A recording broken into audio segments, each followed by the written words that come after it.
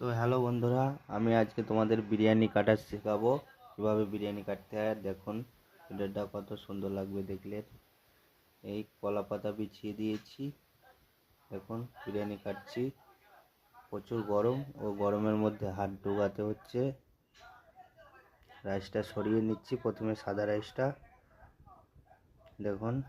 এরপরে আলু বেরোবে, এই দেখেন কত সুন্দর লাগছে বিরিয়ানিটা দেখে। চিকেনের পিসগুলো দেখুন, লেগ পিসগুলো কত বড় বড়, দেখুন কেমন লাগছে।